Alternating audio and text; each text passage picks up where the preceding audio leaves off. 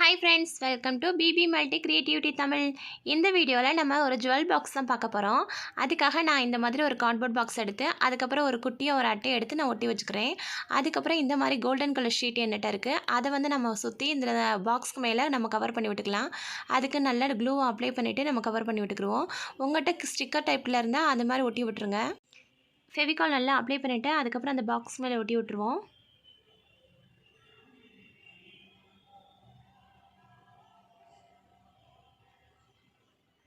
இப்போ ஒட்டியாச்சு. அது மாதிரி சுற்றி அந்த பாக்ஸுக்கு பின்னாடியும் நம்ம ஒட்டி விட்டுருவோம்.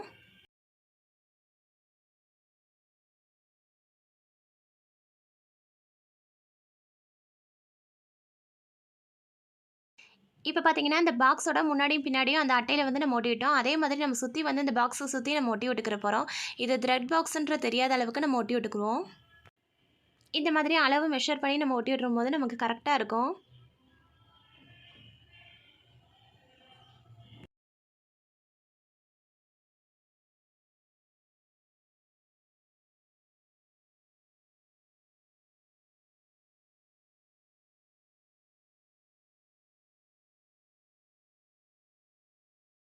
இப்போ பார்த்தீங்கன்னா, இது த்ரெட் பாக்ஸ்ன்னு தெரியாத அளவுக்கு இப்போ பார்த்தீங்கன்னா, நல்ல கோல்டன் கலரில் ஒரு ஜுவல் பாக்ஸ் நமக்கு ரெடி ஆயிடுச்சு. இதில் நம்ம என்ன போட்டு வச்சுக்க போகிறோம்னா, நம்மளுடைய பேங்கிள் பாக்ஸாக தான் நம்ம யூஸ் பண்ண போகிறோம். இதில் பார்த்தீங்கன்னா, பேங்கிள்லாம் எப்படி வந்து ஸ்டோர் பண்ணுறதுன்னு பார்ப்போம்.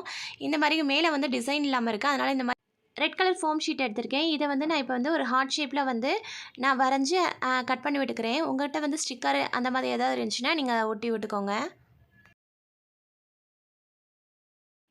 இப்போ வந்து நம்ம வரைஞ்சதுக்கு மேலே அதே ஷேப்பில் வந்து கட் பண்ணி விட்டுட்டா நமக்கு ஒரு ஹார்ட் ஷேப்பில் வந்து கிடச்சிரும்.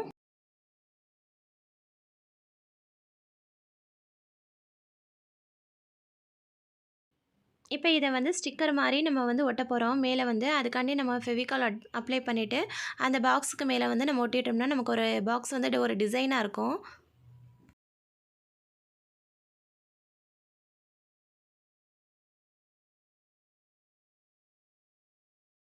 அதுக்கப்புறம் இன்னும் கொஞ்சம் டெக்கரேட் பண்ணுறதுக்கான என்கிட்ட இந்த மாதிரி ஸ்டோன் வச்ச லேஸ் இருந்துச்சு. அதை வந்து நான் சுற்றி ஒட்டி விட்டுக்கிறேன் ஃபெவி பாண்ட் அப்ளை பண்ணி. இப்போ வந்து நம்மளுடைய பாக்ஸ் வந்து ரெடி ஆயிடுச்சு. அந்த மாதிரி கீழே வந்து ஒரு பட்டன் வந்து ஒட்டிட்டு அதுக்கப்புறம் நம்ம லப்பர் பேண்டோட அட்டாச் பண்ணோம்னா நமக்கு அந்த பாக்ஸ் வந்து க்ளோஸ் பண்ணுற மாதிரி நமக்கு கிடச்சிரும். இப்போ வந்து நமக்கு தேவையான பாக்ஸ் ரெடி ஆயிடுச்சு. ஆனால் இதில் வந்து நம்ம வந்து பேங்கிள்ஸ் வந்து அரேஞ்ச் பண்ணுறதுக்காண்டி இப்போ நம்ம ரெடி பண்ண போகிறோம். இதுக்காக நான் என்ன செய்ய போகிறேன்னா 2 கட்டப்பை குச்சி எடுத்திருக்கேன். அதுக்கப்புறம் 4 வாட்டர் பாட்டிலோட மூடி எடுத்து வச்சுருக்கேன்.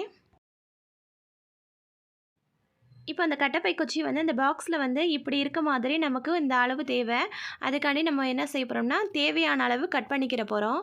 இப்போ நான் வந்து இப்போ வந்து அந்த பாக்ஸில் வந்து அந்த கட்டப்பை குச்சி வந்து உட்கார்ற அளவுக்கு நம்ம என்ன செய்ய போகிறோம்னா அந்த ஒரு கொஞ்சோண்டு கட் பண்ணி விட்டுக்கிற போகிறோம். இதே மாதிரி நம்ம 4 சைடும் கட் பண்ணி விட்டுக்கிருவோம்.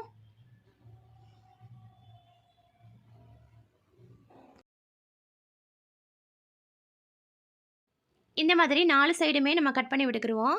அதுக்கப்புறம் நம்ம எடுத்து வச்சுருக்க கட்டப்பை குச்சியில் இந்த மாதிரி க்ளூ கன்னை நல்லா ஹீட் பண்ணிவிட்டு இந்த மூடியை வந்து நம்ம ஒட்டி விட்டுக்கிருவோம். இதே மாதிரி பார்த்திங்கன்னா 2 சைடு நம்ம ஒட்டி விட்டுக்கிருவோம்.